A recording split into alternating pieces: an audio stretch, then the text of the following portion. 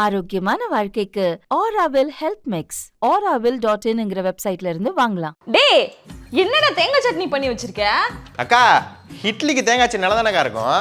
நான் டயட்ல இருக்கேன்னு உனக்கு தெரியாதா? இந்த தேங்காய் சட்னிலாம் சாப்பிட்டா இதுக்குள்ள இருக்க கொழுப்புலாம் உடம்புல சேர்ந்து அப்புறம் இன்னும் தான் நான் வெயிட் ஏறுவேன். அக்கா, உன்ன மாதிரிதான்க்கா நிறைய பேர் ஹெல்த்தை பத்தின விஷயத்துல தப்பா புரிஞ்சு வச்சிருக்காங்க. இப்ப இந்த நிலக்கடலை நல்லதா இல்ல இந்த பாதாம் பருப்பு நல்லதா?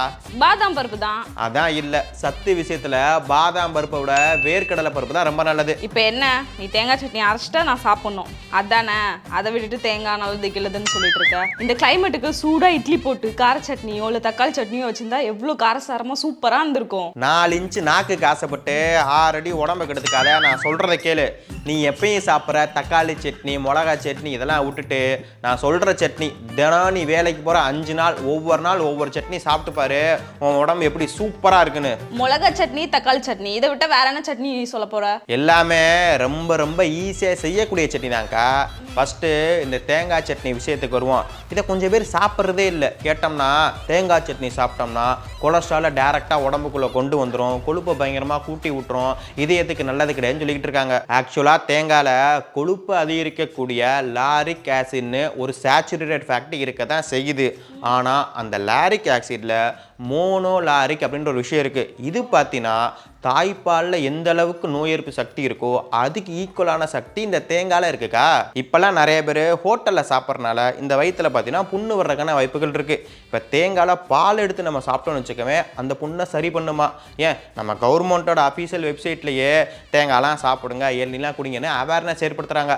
ஆனால் நம்ம தான் வந்து தேங்காய் சட்னி இந்த தேங்காய்லாம் சாப்பிட்டோம்னா ஹார்ட்டுக்கு நல்லது கிடையாது, கொழுப்பை பயங்கரமாக கூட்டி விட்டுரும், உடம்பு ஏறுன்னு சொல்லிட்டு சாப்பிடாம இருக்கும். அப்போ இந்த தேங்காய் சட்னி அப்புறம் தேங்காய்லாம் போட்டு சாப்பிட்றதுனால எந்த பிரச்சனையும் வராது, நல்லதுன்னு சொல்ற தானே? இப்போ நமக்கு வந்து ரத்த கொதிப்பு அதிகமாக இருக்குது, இல்லை நம்ம வெயிட் ரொம்ப ரொம்ப அதிகமாக இருக்குன்னா இந்த தேங்காய் சட்னி தேங்காய் சாப்பிடாமல் இருக்கிறது ஓகே தான். ஆனால் நான் வந்து உடம்பு குறைக்கிறேன் அப்படின்னு சொல்லிட்டு தேங்காய் சாப்பிடாமல் இருக்கிறது, முக்கியமாக சின்ன பிள்ளைங்களுக்கு தேங்காய் கொடுக்காம இருக்கிறது, இதுதான் ரொம்ப ரொம்ப தப்பு. இன்னைக்கு தேங்காய் சட்னி ஓகே, அப்போ நாளைக்கு தக்காளி சட்னி தானே? அதான் ஆரம்பத்தில் இல்லைன்னு சொல்லிட்டேன்ல. அடுத்து பார்த்தீங்கன்னா இந்த கொத்தமல்லி புதினா சட்னி.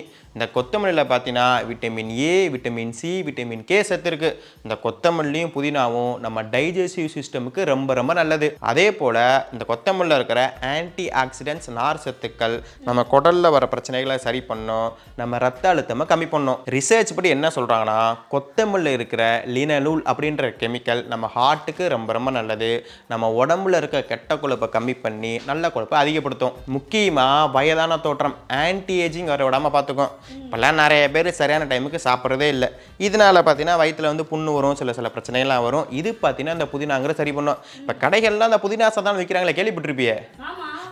இப்போ கொத்தமல்லி பார்த்தீங்கன்னா நம்ம வந்து குழம்பு செய்கிறப்ப லைட்டாக மேலே தூவி விடுவோம். புதினாலாம் மேக்ஸிமம் யாருமே யூஸ் பண்ணுறதே கிடையாது. ஸோ இந்த மாதிரி கொத்தமல்லி புதினா சட்னி பண்ணுறப்ப தான் இதில் வந்து நிறையா யூஸ் பண்ணோமா, ஸோ இதில் இருக்க முழு சத்து நமக்கு கிடைக்கும். அப்போ வாரத்துக்கு ஒரு நாள் இந்த கொத்தமல்லி புதினா சட்னி சாப்பிட வேண்டியது தான். ஆனால் என்ன, இந்த கொத்தமல்லியும் புதினாவும் ஆயிரதா ரொம்ப கஷ்டம், நிறைய டைம் எடுக்கும். அக்கா, அதை பற்றி உனக்கு என்ன கவலை, நான் தானே பண்ண போகிறேன். இப்போ இந்த கொத்தமல்லி புதினா சட்னி சாப்பிட்றப்ப நிறைய பேர் என்ன பண்ணுவாங்கன்னா நல்லா போட்டு வதக்கிடுவாங்க.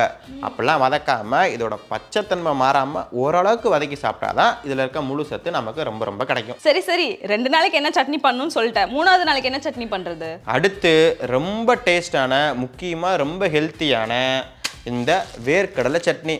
இந்த வேர்க்கடலையில் அவ்வளோ புரோட்டீன் சத்து, அவ்வளோ அயன் சத்து இருக்குக்கா.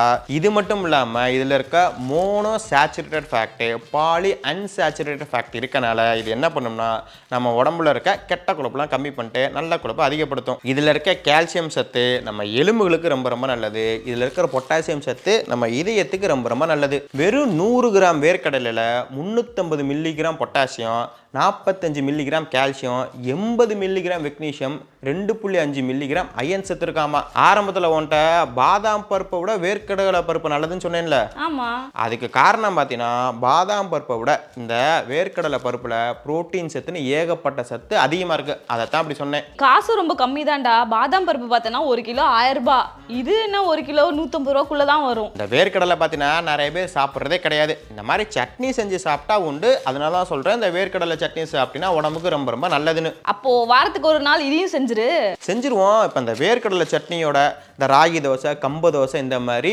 சிறுதானியங்கள் தோசை சாப்பிட்டுன்னு வச்சுக்கோங்க, இன்னும் டேஸ்ட் பயங்கரமாக இருக்கும். இதில் கேலரிஸ் ரொம்ப அதிகமாக இருக்கனால இப்போ வாரத்தில் ஒன்று தான் சாப்பிட போகிறோமா, அந்த நேரமும் கொஞ்சம் கம்மியாக தான் சாப்பிட்ணும். சாம்பார் மாதிரி நல்லா ஊற்றி அடிக்கக்கூடாது, சரியா? சரி, 4வது நாளைக்கு என்ன சட்னி அதை சொல்லு. அடுத்து சின்ன வெங்காயம் சட்னி. இந்த சின்ன வெங்காயத்தில் ஃபீனால் கண்டென்ட், பாலிஃபீனால் கண்டென்ட் இருக்கனால நம்ம ரத்த கொழுப்பை வந்து கம்மி பண்ணோம், ரத்த குழாயை நல்லா வச்சுக்கும். இப்போ நம்ம தினம் சாப்பிட்ற சாப்பாட்டினால, நம்ம சுவாசிக்கிற காற்றுனால சில நச்சுக்கொல்லிகள் அப்படிங்கிறது உருவாகும். இந்த நச்சுக்கொல்லிகள் என்ன பண்ணோம்னா நம்ம உடம்புல இருக்க செல்ஸை வந்து பாதிப்பை வந்து ஏற்படுத்தும். இதை வந்து ஆக்சிடேட்டிவ் இன்ஜுரி அப்படின்ற மாதிரி சொல்லுவாங்க. இப்போ இந்த ஆக்சிடேட்டிவ் இன்ஜுரினால இந்த சுகரு, இந்த ஹார்ட்டு, இதில் பார்த்தீங்கன்னா சின்ன சின்ன பிரச்சனைகள் வரக்கான வாய்ப்புகள் இருக்குது. இந்த சின்ன வெங்காயத்தில் ஆன்டி ஆக்சிடென்ட் அப்படின்ற ஒரு விஷயம் இருக்குல்ல, இது என்ன பண்ணோம்னா இந்த நச்சுக்கழிவுகளை வந்து நியூட்ரலைஸ் பண்ணி நம்ம உடம்புல இருந்து வெளியேற்றி விட்டுரும். அதே போல் இந்த சின்ன வெங்காயம்ல ஆலசின் அப்படின்ற ஒரு விஷயம் இருக்குது. இது என்ன பண்ணோம்னா கொலஸ்ட்ராலை நல்லா கண்ட்ரோல் பண்ணும். முக்கியமாக நம்ம உடம்புல உள்ள கெட்ட கொழுப்பு எல்டிஎல் அப்படின்ற ஒன்று இருக்கும், அதோட லெவலை வந்து கம்மி பண்ணும். அதே போல் இந்த சின்ன வெங்காயத்தில் பார்த்தீங்கன்னா calcium, iron, magnesium, vitamin B6, vitamin சின்னு ஏகப்பட்ட சத்துக்கள்லாம் இருக்குது. இந்த சின்ன வெங்காயம் பார்த்தீங்கன்னா அந்த அளவுக்கு யாரும் யூஸ் பண்ணுறது கிடையாது. எப்பயாச்சும் சாம்பார் வைக்கிறப்ப யூஸ் பண்ணுவாங்க. பெரிய வெங்காயம் தான் உரிக்கிறது ஈஸியாக இருக்கும், நறுக்கிறது ஈஸியான்னு சொல்லிட்டு பெரிய வெங்காயம் தான் நிறைய பேர் மோஸ்ட்லி போடுவாங்க. சின்ன வெங்காயம் யூஸ் பண்ணுறே கிடையாது. இப்போ நம்ம சட்னி செய்கிறப்ப இந்த சின்ன வெங்காயம் வச்சு சட்னி செஞ்சு சாப்பிட்டோம்னா இந்த சின்ன வெங்காயத்தோட சத்து நமக்கு ரொம்ப கிடைக்கும், நம்ம உடம்புக்கு ரொம்ப ரொம்ப நல்லது. சின்ன வெங்காய சட்னி புதுசாக இருக்கே, இதையும் ஒரு நாள் ட்ரை பண்ணிடலாம். தாராளமாக ட்ரை பண்ணலாம்க்கா. என்ன இந்த இப்போ சின்ன வெங்காய சட்னிலாம் பண்ணுறப்ப இந்த வெங்காயத்தை நிறையா எண்ணெய் ஊற்றி வதக்குவாங்க. சில பேர் இந்த மிளகாவத்தெல்லாம் நிறைய போட்டு வதக்குவாங்க டேஸ்ட்டுக்காக. அப்படிலாம் பண்ணாமல் வெங்காயத்தை வந்து ரொம்பவும் வதக்காமல் ரொம்ப வேக விடாமல் பண்ணாதான் இதில் இருக்க முழு சத்து நம்ம உடம்புக்கு அப்படியே கிடைக்கும். முதல் நாளைக்கு தேங்காய் சட்னி, 2வது நாள் கொத்தமல்லி புதினா சட்னி, 3வது நாளைக்கு வேர்க்கடலை சட்னி, 4வது நாளைக்கு ஏதோ சின்ன வெங்காயம் சட்னி, அப்போ 5வது நாளைக்கு பருப்பு சாம்பார் வச்சு முடிச்சு விட்ருவோம்க்கா. பருப்புல தான் ஏகப்பட்ட ப்ரோட்டீன் சத்து இருக்குல்ல. நீ வேலைக்கு போகிற 5 நாள் பக்காவாக உனக்கு ரெடி பண்ணியாச்சுக்கா. முக்கியமாக இப்போ சட்னி செஞ்சு சாப்பிட்றப்ப நிறைய பேர் என்ன பண்ணுவாங்கன்னா எண்ணெயை நல்லா அதிகமாக, அதுவும் நல்லெண்ணெய் ஊற்றி சாப்பிடுவாங்க. அதுவும் காலங்காத்தால இப்படி நம்ம சாப்பிட்றதுனால அந்த எண்ணெயில் உள்ள கொழுப்பு சத்து அப்படியே நம்ம உடம்புல போய் சேர்ந்துடும். ஸோ அப்படிலாம் பண்ணாமல் நான் மேலே சில சட்னிலாம் சொன்னேன்ல, அதை வந்து எப்பயும் போல் நார்மலாக பண்ணி சாப்பிட்றதா ரொம்ப ரொம்ப நல்லது. பொதுவாக நம்ம சாப்பாடு விஷயத்தில் ரொம்ப ரொம்ப அக்கறையாக இருக்கணும். அதுவும் காலைல சாப்பாடு விஷயத்தில் இன்னும் ரொம்ப அக்கறையாகவே இருக்கணும். காலைல பொதுவாக நிறைய பேர் என்ன பண்ணுவாங்க, என்ன சாப்பாடு சாப்பிட்டாலும் கண்டிப்பாக சட்னி வச்சு தான் சாப்பிடுவாங்க. அதனால தான் உனக்கு உடம்புக்கு நல்லது சொல்லக்கூடிய இந்த விஷயங்கள்லாம் சொன்னேன். இனிமேல் இதை நீ ஃபாலோ பண்ணு, உடம்பு எப்படி சூப்பராக வரும்னு பாரு. லிஸ்ட்டு போட்டு கொடுத்துட்டேன் உனக்கு. என்னத்த லிஸ்ட்டு, நானும் தான் டயட்டில் இருக்கேன்றதுக்காக ஒரு லிஸ்ட்டே போட்டு அதை ஃபாலோ பண்ணிட்டு இருக்கேன். உடம்பு குறைஞ்ச பாட்டு தான் காணும்.